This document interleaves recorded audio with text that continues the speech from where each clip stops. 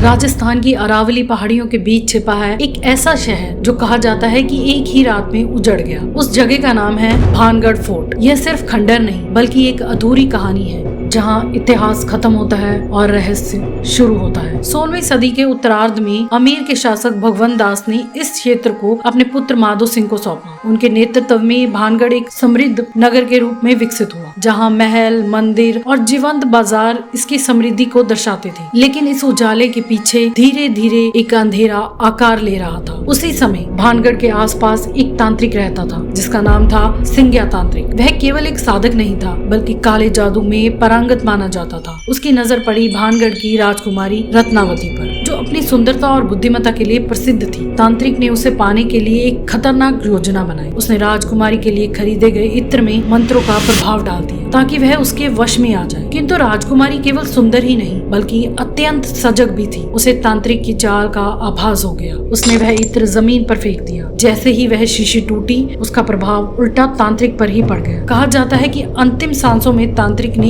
एक भयावह श्राप दिया, यह नगर शीघ्र ही नष्ट हो जाएगा और यहाँ कोई जीवित नहीं बचेगा। और फिर कहते हैं एक रात भानगढ़ में कुछ ऐसा हुआ जिसका कोई स्पष्ट जवाब आज तक नहीं मिला। सुबह जब सूरज उगा तो पूरा शहर खाली था, ना कोई इंसान, ना कोई आवाज, सिर्फ टूटे हुए मकान और वीरानी। लोग कहते हैं वह तांत्रिक का श्राप था। भानगढ़ जो कभी जीवन से भरा था अब केवल खामोशी का प्रतीक बन गया। आज आर्कियोलॉजिकल सर्वे ऑफ इंडिया ने इस स्थान को संरक्षित क्षेत्र घोषित किया है। यहाँ एक स्पष्ट चेतावनी भी दी गई है, सूर्यास्त के बाद और सूर्योदय से पहले प्रवेश वर्जित है। स्थानीय लोग अब भी मानते हैं कि रात के समय यहाँ अजीब आवाजें सुनाई देती हैं, जैसे कोई अब भी उन खंडरों में चलता हो। क्या यह केवल एक लोक कथा है या वास्तव में किसी अधूरे श्राप की गूंज आज भी यहाँ मौजूद है? भानगढ़ आज भी खड़ा है एक ऐसे प्रश्न के साथ जिसका उत्तर समय भी नहीं दे पाया। क्या कुछ स्थान सच में अतीत को छोड़ नहीं पाते?